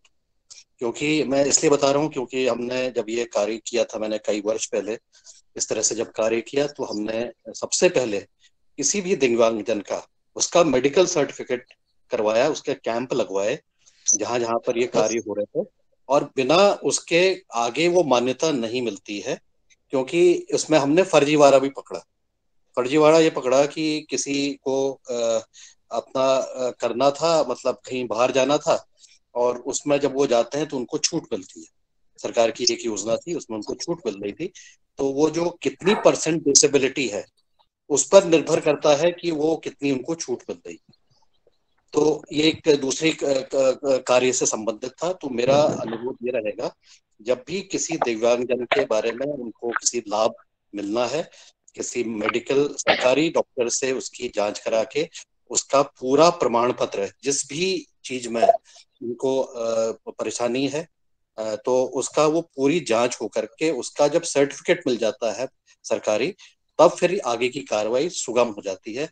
अन्यथा फिर वापस हमें मेडिकल तो कराना ही पड़ता है किसी भी लाभ लेने का। तो ये मेरा अनुरोध है, इस तरह से आप इसको टैकल करेंगे। और जो भी इनकी हिस्ट्री है, जो भी दिव्यांगजन है, अगर कोई इनकी हिस्ट्री है, इनकी कोई एप्लीकेशन लिखी गई है, इनके द्वारा कोई सरकार के द्वारा कोई रिस्पांस मिला हुआ है और समाज कल्याण विभाग इसके लिए मुख्यतः जिम्मेदारी लेता है किसी भी योजना का लाभ लेने के लिए, तो वहाँ की अगर हिस्ट्री भी पता लग जाती है और पुराने कागज अगर है उसके बारे में भी पता लग जाएगा, वो आपको उस केस को अंडरस्टैंड करने के लिए और उसके आगे रास्ते ढूंढने के लिए और ज्यादा सुगमता। मुझे प्रणाली जी आपको बस यही अपने अनुभव के आधार पर ये बताना। सर बहुत हाँ सुंदर ओम भाई बात जी आपने। सर्टिफिकेट हाँ ये हाँ है हाँ जी, वो बहन जी हाँ जो सर ने मैं वो बताया, प्रयास करूंगी। हाँ जी सर ने जो बताया है क्या है, जो आपका नियरेस्ट जिला चिकित्सालय होगा वहाँ एक बोर्ड बैठता है, बोर्ड, और वो एक दिन निर्धारित होता है कि आज चाहे वो शुक्रवार के दिन या बुधवार के दिन या जो भी दिन निर्धारित है जिला चिकित्सालय में कि दिव्य वहाँ वहाँ एक आवेदन भरना पड़ेगा और वहाँ पे प्रमाण पत्र बनवाना पड़ेगा। ये जो सर ने बोला है, पवन सर जी ने, ये बात है कि अगर प्रमाण पत्र नहीं है तो कोई भी योजना का लाभ नहीं मिल सकता है, चाहे वो कितने दिव्यांग हो, किसी प्रकार का हो। तो सबसे पहले आपको समग्र आईडी और आधार कार्ड और फोटो, उस जो जहाँ पैर में चोट है या जो पैर में विकलांग है या हाथ में है या उस अंग की फोटो पूरी निकलती है, वो फोटोग्राफर बना देता है फोटो, वो फोटो वहां पे जब डॉक्टर लिख देगा कि इतने परसेंट ये विकलांग है, इतने ये है, और वो प्रमाण पत्र ले जाके फिर हम कोई भी लाभ ले सकते हैं। यह बात बिल्कुल सत्य ही छूट गई थी जो आदरणीय पवन सर जी ने बताई कि प्रमाण पत्र बहुत जरूरी है, ये बनवाना पड़ेगा हाँ सबसे हाँ पहले। है भाई, मालूम है वो एक का है प्रमाण पत्र, दूसरे का निकालना है। तो दोनों का बनवा, एक का और बनवा लीजिए दोनों को, फिर इसके बाद आप अपने एप्लीकेशन दीजिएगा, ठीक है? हाँ हाँ जी ठीक है जी ठीक है। जी जी ओम धन्यवाद पवन सर और सब भाइयों का भाइयों को प्रणाम करती हूँ। अच्छी जानकारी मुझे मिली है आपसे। ओम सर मैं बिहार के भोजपुर जिला से उमाशंकर जी बोल रहा हूँ। सर से थोड़ा सा जानकारी प्राप्त करना था। प्रधानमंत्री सुरक्षा बीमा योजना में अगर 20 रुपए जो कटता है तो अगर मेरे सदस्य चाहे गांव में बहुत, उसमें हमने खुलवाया था खाता बहुत लोगों का, 50-60 लोगों का, कुछ तो बंद हो गया, तो उसमें क्या स्पेशल अलग से फार्म भरवाना पड़ेगा या खाता खुलवाया था तो ऑलरेडी मतलब सुरक्षा बीमा योजना हो गया? इसके बारे में थोड़ा विशेष बताइए, नहीं तो उसको फार्म भरवाना पड़ेगा या उसी समय जो स्टार्टिंग में जो फार्म भरे थे तो उसमें क्या वो बोल रहे थे प्रधानमंत्री सुरक्षा बीमा योजना के लिए दोबारा फार्म भरना पड़ेगा या उसी फर्स्ट बार फार्म भरते समय ही हो गया? इसके बारे में थोड़ा जानकारी दीजिए। देखिए, यदि आप कोई भी योजना का लाभ लेना चाहते हैं तो फार्म अवश्य भरना होता है। यदि आप जैसे 20 रुपए वाले फार्म की बात कर रहे हैं, प्रधानमंत्री सुरक्षा बीमा योजना, उसका फार्म भरा जाएगा। हो सकता है कई बैंक जब आप खाता खुलवाने जाते हैं उसी समय भरवा लेते हैं, लेकिन आप ये चेक कर लीजिए उस व्यक्ति, जिस भी व्यक्ति के खाते खुले हुए हैं, क्या उसके एक साल के अंदर जून के महीने में 20 रुपए, पहले 12 रुपए था, अब 20 रुपए हो गया, क्या अकाउंट से ये घट गया है? यदि ये 20 रुपए कट चुके हैं तो इसका अर्थ हुआ कि उसकी बीमा पॉलिसी चल रही है। यदि 20 रुपए प्रति वर्ष नहीं कट रहे हैं तो इसका मतलब उस साल के बीमा प्रीमियम नहीं गया और ये पॉलिसी बंद हो गई है। दूसरा ये है कि फार्म भरना इसलिए भी आवश्यक है कि जो व्यक्ति है उसमें फार्म भरते समय अपना नॉमिनी बताता है। नॉमिनी का अर्थ होता है कि उस व्यक्ति की मृत्यु होने के बाद जिसका कि खाता है या फार्म भरा है, बैंक पैसा किसको देगा। तो ये अति आवश्यक है, इसलिए फार्म भरना बहुत जरूरी है।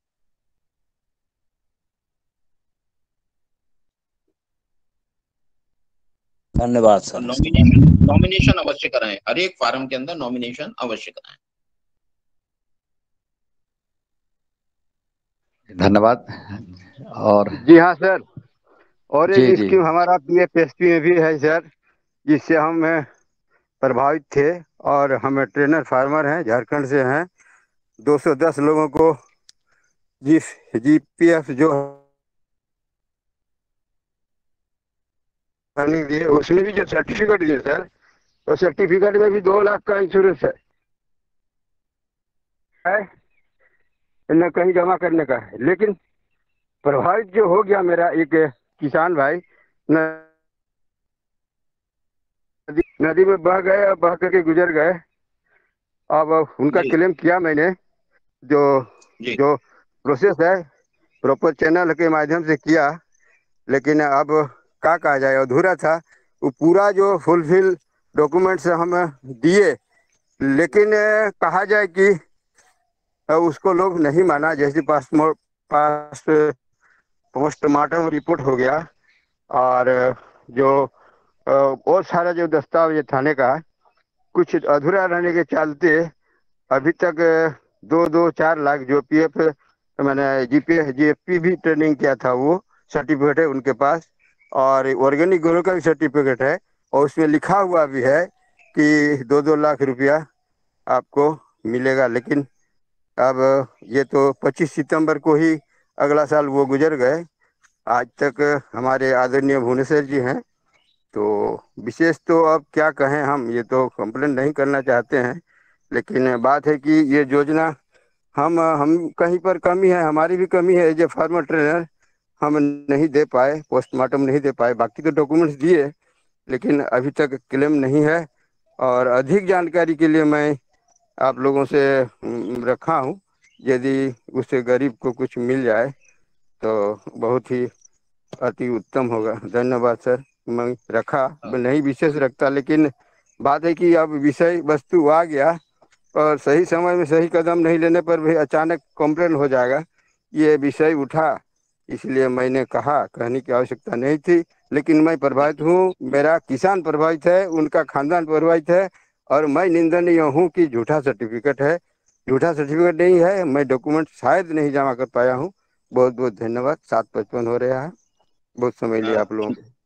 कृष्णा जी, इसमें ऐसा है, जो 20 रुपए वाला है जिसमें दुर्घटना बीमा योजना मैंने बताई है, उसके लिए पोस्टमार्टम आवश्यक है, पुलिस रिपोर्ट आवश्यक।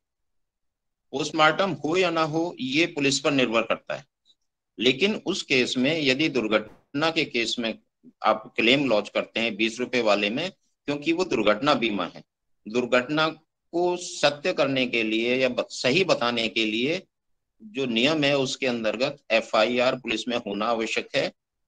पुलिस उसे यदि उसका पोस्टमार्टम कराती है, अच्छा है, नहीं कराती है तो पुलिस अपनी एफआईआर लगाते समय उसमें लिखेगी कि उन्होंने पोस्टमार्टम कराया या नहीं कराया। तो इसलिए एफआईआर की कॉपी और पोस्टमार्टम ये दोनों डॉक्यूमेंट जरूरी है। जी भुवनेश्वर जी, आपके कोई कमेंट हैं जो कृष्ण कुमार जी ने बताया? धन्यवाद सर। निश्चित रूप से कृष्ण कुमार जी का जो बात है वो बिल्कुल सही है, लेकिन जैसा कि सभी लोग जानते हैं कि गवर्नमेंट की जो व्यवस्था है और जो उसमें पेपर मांगे जाते हैं, जो आवश्यक पेपर मांगे जाते हैं, जो उनकी व्यवस्था है, अगर उसमें कहीं भी कोई कमी रह जाता है तो वो फिर काम नहीं हो पाता है। और उसका कारण यही है कि फिर वो लोग, गवर्नमेंट का ये मानना है कि अगर इसको हम सख्ती से लागू नहीं करेंगे तो फिर इसमें कुछ ऐसे भी लोग इसका लाभ उठा लेंगे जो उसमें आते नहीं है। तो कृष्ण कुमार जी के केस में भी यही हुआ था, क्योंकि उनका रहने वाले झारखंड के थे और बंगाल, जैसा कि मुझे याद है कि बंगाल साइड में कहीं वो पानी में बह गए थे, और संभवतः उनका जो भी कार्यक्रम था ये पोस्टमार्टम वगैरह वाला वो बिल्कुल नहीं हो पाया था। यहाँ पे आने के बाद कुछ लोगों के द्वारा पंचायतनामा वगैरह ये सब कुछ डॉक्यूमेंट वगैरह लिया गया, लेकिन वो डॉक्यूमेंट पूर्ण रूप से नहीं हो पाया था। मैंने काफी कोशिश किया और फिर भी उसको सारा पेपर ला कर दे करके और ऑफिस से उसको भिजवाया भी, लेकिन अंततोगत्वा वो चूंकि जो फुलफिल करना था पेपर वो नहीं हो पाया, इसलिए नहीं हो पाया। इसकी सूचना भी करीब करीब कृष्ण कुमार जी को समय समय पर था, लेकिन उनकी उत्सुकता थी कि अगर मतलब ये सब जानकारी हो जाए, अगर कोई पेपर थोड़ा सा कमजोर भी है तो भी अगर मिल जाए तो अच्छी बात है। लेकिन गवर्नमेंट की वही व्यवस्था है कि जो भी उनकी अपनी व्यवस्था है कि जो भी पेपर मांगते हैं वो अगर नहीं है तो फिर वो नहीं देते हैं। बिल्कुल बिल्कुल, ठीक है ठीक है। यही मतलब मैं जानना चाह रहा था कि हमारी तरफ से क्या फॉलो अप हुआ है। और इसमें जो ये जो योजना थी जो हमारे किसान प्रशिक्षित हुए और उनके साथ ये बीमा सरकार ने ही किया था। ये 20 रुपए और 496 जो 36 रुपए है उस योजना के अलावा थी। ये स्पेशल प्रोग्राम रखा गया था कि जो भी किसान प्रशिक्षित होगा उसको ये लाभ मिलेगा। अगर उसकी दुर्घटना होती है उसका प्रीमियम भी काटा गया था। और इसके आधार पर ये करीब मुझे याद है कि करीब 10-12 किसान हमारे पूरे भारतवर्ष में जिनके सारे कागजात पूरे हुए हैं उनको यह क्लेम मिला हुआ है। हालांकि कोरोना के काल की वजह से कई बार उसमें देरी भी हुई है, 6 महीने का भी समय लगा है, 1 साल का भी समय लगा, लेकिन जब कागज पूरे हुए हैं तो निश्चित रूप से उसका क्लेम आया है। हमने इसको पूर्ण रूप से फॉलोअप किया है। जो नेशनल जो इंश्योरेंस कंपनी है दिल्ली में, वहां पर हमने अपने स्टाफ को भी कई बार भेज करके हर एक केस को फॉलोअप करते हुए उसको अपनी तरफ से पूरा पुश किया है, भारत सरकार के साथ भी पुश किया है। लेकिन कागज पूरे होने चाहिए। कागज अगर अधूरे हैं तो कहीं पर भी डाउट की स्थिति नहीं एंटरटेन की जाती है। इसके बारे में हमें बिल्कुल स्पष्ट रहना है। धन्यवाद।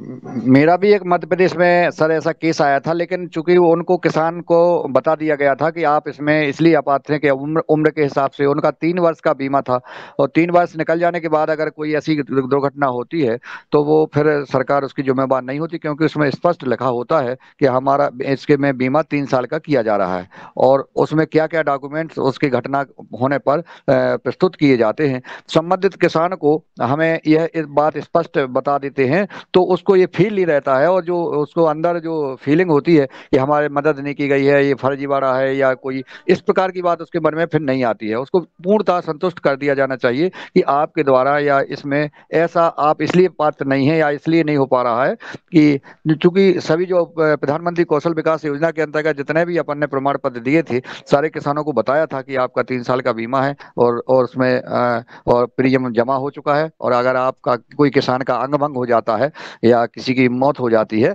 तो उसको ये लाभ मिलेगा, और ये उसमें ये करना पड़ेगा, ये भी अपन को बता देना चाहिए। बहुत आज का विषय बहुत ठीक रहा, जन कल्याणकारी, जनहित के लिए, समाज के लिए बहुत महत्वपूर्ण रहे। और अब मैं आज 8 बज गया है और बहुत ही महत्वपूर्ण सुझाव पर चर्चा हुई है। जी जी जी सभी को आज के कार्यक्रम में कृष्ण गोपाल सिंह जी आपका बहुत बहुत अभिनंदन। एक क्वेश्चन जरा मेरे मन में था, वैसे तो हम लोग बातचीत कर लेते हैं लेकिन मेरे द्वारा अगर किसी को और थोड़ा सा जानकारी हो जाए तो अच्छी बात रहेगी। मैं थोड़ा सा जानना चाहता था कि जो एजुकेशन लोन होता है बच्चों की पढ़ाई के लिए, हायर एजुकेशन के लिए, उसमें क्या उनकी सुविधाओं में बैंकों में कुछ अंतर होता है? जैसे मान लीजिए स्टेट बैंक है या सेंट्रल बैंक है, जो सरकारी बैंक हैं, उनकी व्यवस्था के, और फिर जो प्राइवेट बैंक है जैसे एचडीएफसी बैंक है या आईसीआईसी बैंक है, इन बैंकों में कोई अंतर होता है क्या उनकी बेनिफिट्स में? जरा इस पर कुछ प्रकाश डालने का प्रयास करें। देखिए सर, जितने भी जो नियम सरकार द्वारा बनाए गए हैं वो नियम भारत सरकार बैंकों के बोर्ड को भेजती है, बोर्ड अपने नियम बनाते हैं और आगे सर्कुलेट कर देते हैं उसको फॉलो करने के लिए। क्योंकि जो मूल नियम है उसमें कोई अंतर नहीं होता है, केवल बैंकों में कुछ रूल्स को फॉलो करने के नियम में अंतर आ जाता है। नियम में, मूल नियम में कोई अंतर नहीं है और न किसी सुविधा में कोई अंतर है। सुविधा सब उसी सुविधा को जो मूल नियम में लिखी हुई है उसी सुविधा के अंतर्गत लोन देते हैं। केवल अंतर इतना होता है कि प्राइवेट बैंक कुछ देखिए उसमें लिबरल हो जाते हैं। वो कस्टमर किस तरह का है, कौन कस्टमर है, उनका वैल्यूड कस्टमर है या किस जनरल कस्टमर है, उसके ऊपर काफी कुछ डिपेंड कर जाते हैं। तो ये कोई ज्यादा अंतर नहीं है किसी में भी। ब्याज में भी कोई अंतर नहीं कर सकते हैं, क्योंकि एजुकेशन लोन का जो भी नियम है, एजुकेशन लोन और कृषि कार्ड दोनों के लिए ब्याज दर भी भारत सरकार मॉनिटर करता रहता है, उसमें भी कोई वेरिएशन नहीं कर सकते। अन्य ब्याज की दरों में वेरिएशन कर सकते हैं, लेकिन किसानों से संबंधित जो किसान क्रेडिट कार्ड है और एजुकेशन लोन है, ये दोनों उन्होंने सामाजिक सुरक्षा के अंतर्गत डाला हुआ है। सामाजिक सुरक्षा के दायरे में रहते हुए, इसलिए इसमें कोई अंतर नहीं आता है। धन्यवाद सर, धन्यवाद। मेरा भी एक प्रश्न है, धन्यवाद सभी को। ओम, जैसे कि आप बोल रहे हैं कि सभी बैंक की पॉलिसी एक होती है। मेरे बेटे ने इंडियन ओवरसीज बैंक से ये एजुकेशन लोन लिया है, तो ये बोलते हैं कि जो 4 साल का ब्याज है वो इंटरेस्ट वो भरना पड़ता है, लेकिन कोई कोई बैंक का वो इंटरेस्ट माफ भी होता है, तो इसमें क्या फर्क होता है? नीलकंठ जी, इंटरेस्ट तो देखिए बैंक की तरफ से किसी तरह का ब्याज की कोई माफी नहीं दी जाती है। एजुकेशन लोन में जो मैंने पहले भी अपना चर्चा के समय बताया था कि जब तक बच्चा पढ़ रहा है, प्लस हम जो गेस्टेशन पीरियड उसको 6 महीने या 1 साल का देते हैं, उस पीरियड का जो ब्याज लगता है उसको हम सिंपल इंटरेस्ट लगाते हैं, साधारण ब्याज लगाते हैं, इसलिए वो अलग रखते हैं। जब हम उसकी किस्त बनाते हैं तो उसके बाद उस साधारण ब्याज को मूल में जोड़ करके उसको किस्त बनाते हैं और उस दिन से कंपाउंड इंटरेस्ट लगना शुरू हो जाता है। अब ये ऋण लेने वाले के ऊपर शिक्षा है कि वो ड्यूरिंग एजुकेशन पीरियड वो यदि किस्तों को ब्याज को जमा कर सकता है और या जमा नहीं भी कर सकता है। कुछ बैंक उसमें ये करते हैं कि यदि वो व्यक्ति ब्याज को जमा करता रहता है ड्यूरिंग एजुकेशन पीरियड, तो जब लोन खत्म होता है, लोन की टाइम पीरियड खत्म होता है, उस समय वो अपने जो पीरियड उसने इंटरेस्ट का दिया है उसमें 1% इंटरेस्ट का सब्सिडी क्लेम कर सकता है बैंक के द्वारा ही। बैंक ही उसको 1% सब्सिडी इंटरेस्ट की दे देंगे।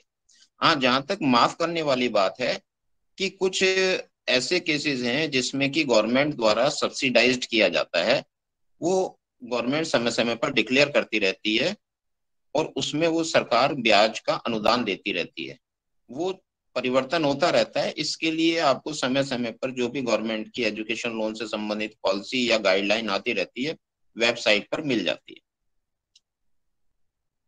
धन्यवाद। और इसमें एक थोड़ा सा ये हो गया कि जब 4 साल हो गए, अभी पूरा एजुकेशन कंप्लीट हो गया, तो इनका सिविल भी खराब हो गया कि हम बैंक में गए तो वो बोले कि आपने जो इंटरेस्ट है वो उसमें जब लिया था लोन तब टाइम टाइम पर भरने का बोला था, हाँ कर दिया था फॉर्म में भरने का, तो वो भरा नहीं, इसलिए आपका सिविल खराब हो गया। तो कैसा अच्छा हो जाएगा? नहीं, ऐसा नहीं है। एजुकेशन लोन के केस में बैंक आपको कंपेल नहीं कर सकते कि आप ड्यूरिंग एजुकेशन पीरियड जो इंटरेस्ट लग रहा है, मतलब 4 साल के पीरियड का इंटरेस्ट को आप उसी समय जमा करते रहें हर महीने। ये स्वेच्छा है, आप अपना जमा करना चाहें तो कर सकते हैं, नहीं करना चाहते तो ना करें, तो उसमें सिविल खराब नहीं होती है। अभी बेटे का सिविल स्कोर बहुत कम हो गया, क्या वजह होगी? क्योंकि अभी पहला ही भी लोन है उसका एजुकेशन जीवन में। सिविल स्कोर का देखिए, सिविल रिकॉर्ड और सिविल स्कोर में अंतर है।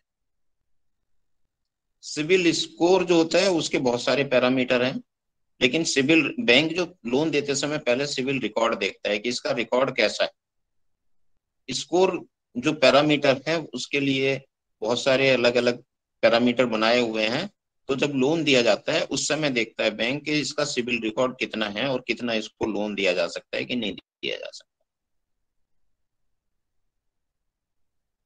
धन्यवाद भाई जी, बहुत बहुत धन्यवाद। जी, आदरणीय डॉक्टर किशोर दुबे जी को सादर आमंत्रित करते हैं। धन्यवाद जी। मैं मुख्य अतिथि जी से सिर्फ इतनी रिक्वेस्ट करना चाहता था, जैसा हमारे पवन सर ने बोला है कि हमारे महाराष्ट्र से 2 केसेस भेजी गई है, जो हमारे ऑर्गेनिक सर्टिफिकेट वाले थे, उनकी डेथ हो गई और 1 साल से भी ज्यादा समय हो गया है। हालांकि हमारे पवन सर के कार्यालय की तरफ से उसका निश्चित फॉलोअप भी किया गया है, लेकिन 1 साल से ज्यादा समय होने के बावजूद और पोस्टमार्टम और सभी कागजात वहां होने के बावजूद उनको वो परिवारों को मतलब जो इंश्योरेंस राशि जो है वो मिल नहीं रही है। तो वो जल्दी मिलने के लिए क्या किया जा सकता, यदि कुछ हमारे मुख्य अतिथि बता सकते तो जरा लाभदायक होगा उन परिवारों के लिए। धन्यवाद।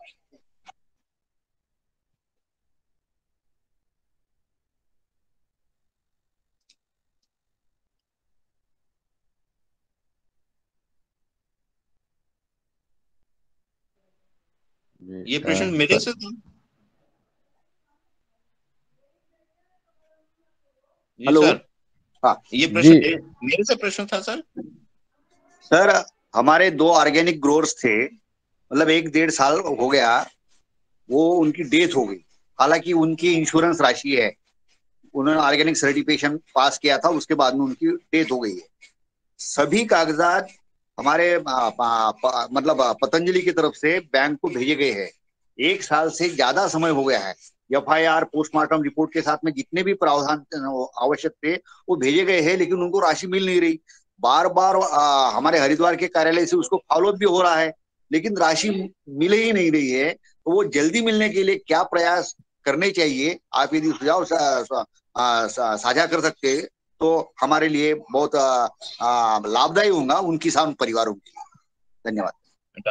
डॉक्टर साहब, देखिए, मैंने जो 2 योजना बताई थी उसके बारे में या अन्य योजनाओं के द्वारा यदि कोई बीमा किया जाता है तो उसके विषय में मुझे अधिक जानकारी नहीं है, क्योंकि ये पतंजलि के माध्यम से या किसान भाइयों को जो कराया गया वो प्रधानमंत्री बीमा योजना के अंतर्गत नहीं होगा, ये अन्य योजना के अंतर्गत होगा। तो इसके बारे में मैं कोई जानकारी नहीं दे पाऊंगा। जी जी जी, धन्यवाद।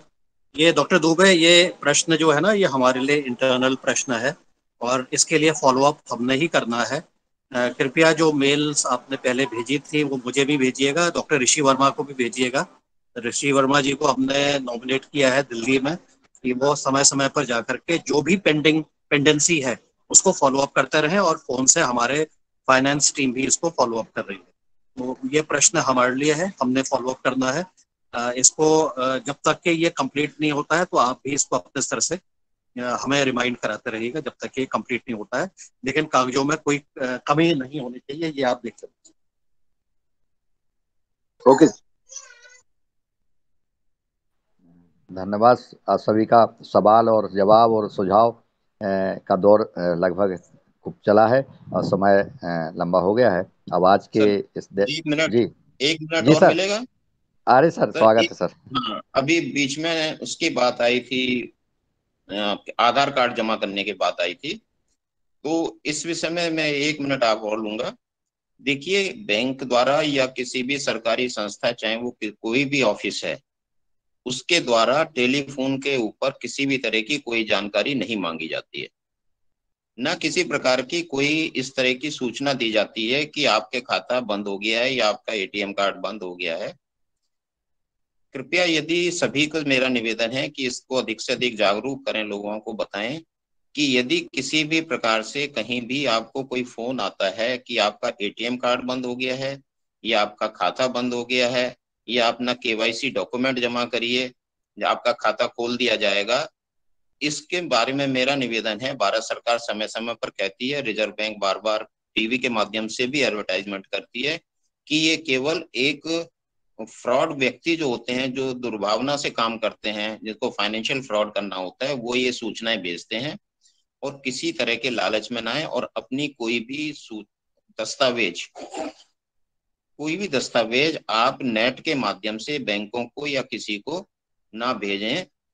यदि आपको कोई बैंक से सूचना आई है तो बैंक के प्रबंधक से जाकर व्यक्तिगत रूप से मिले, क्योंकि आजकल जितने भी साइबर अपराध हो रहे हैं जिसमें कि आपके वित्तीय लेन देन जुड़े हुए हैं, वो ऐसे ही व्यक्तियों द्वारा झूठी जानकारी इकट्ठा किया जाता है। आपका ATM कार्ड ब्लॉक कर दिया गया है या आपका खाता बंद कर दिया गया है, हमें ये जानकारी उपलब्ध कराइए। ATM कार्ड का नंबर मांगते हैं, CVV मांगते हैं, पिन मांगते हैं, इस तरह से बहुत सी जानकारी इकट्ठी करके वो आपका वित्तीय हानि करते हैं। तो सभी से अनुरोध है कि कोई भी फ्रॉडुलेंट इस तरह के जो मैसेज आते हैं उनको ना पढ़ें, जो अनऑथराइज साइट आती हैं उनको ना खोलें, और यदि बैंक से संबंधित कोई भी आपके पास सूचना आती है तो फोन पर जानकारी देने से क्या ना दें और जाकर सीधा बैंकों से संपर्क करें। धन्यवाद। हाँ जी सर, ये जो बैंक से संबंधित प्रश्न है सर, कल हमारा श्रीमती जी का एक बैंक से फोन आया कि आप आधार कार्ड का फोटोकॉपी और अपना फोटो लेके आइए, SD कार्ड बनाना है। अब आगे तो हम उनसे पूछे नहीं, लेकिन हमसे क्वेश्चन कर दी कि क्या हमको बुला रहे हैं हम तो हम बोले चलो आओ जाएंगे, हम लोग मिल करके बैंक जाएंगे। तो फिर अपने लड़के को फोन करके बात कर ली, वो बोली कि नहीं आई। कहने का मतलब एसटी कार्ड क्या है हम अधिक जानना चाहते हैं आपसे। कहा कि समय तो बहुत अधिक हो गया है, वो नहीं, हम लोग नहीं गए बैंक में। What is ST card sir? देखिए यदि बैंक से फोन जो आया है कि आप ये डॉक्यूमेंट लेकर बैंक आ जाइए, तो वो जेन्युइन फोन है। यदि वो आपको बैंक नहीं बुला रहा है, ऑनलाइन यदि कोई डॉक्यूमेंट मांग रहा है, तो इसका मतलब उसमें कुछ ना कुछ संभावना गलत होने की हो सकती है।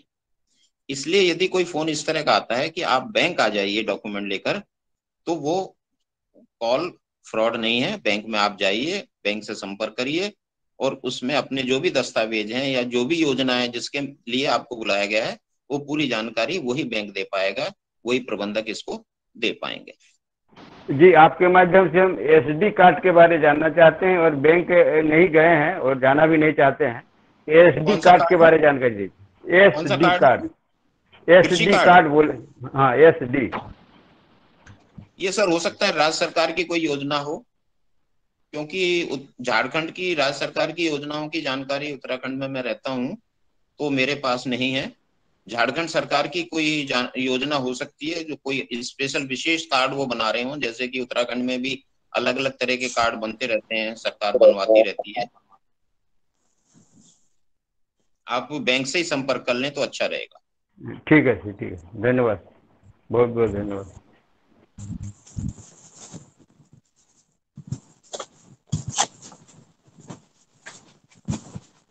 हेलो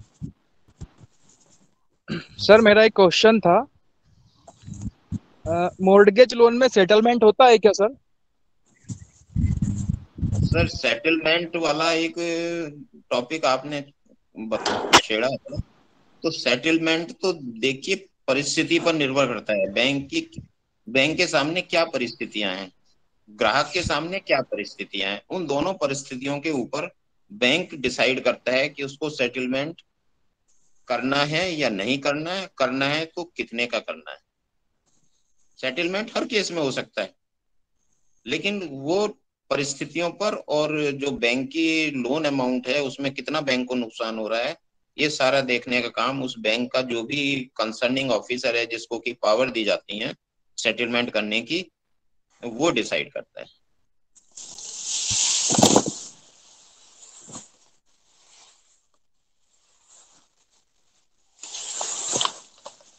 भगवान दास कुशवाहा जी कुछ कहना चाहते हैं?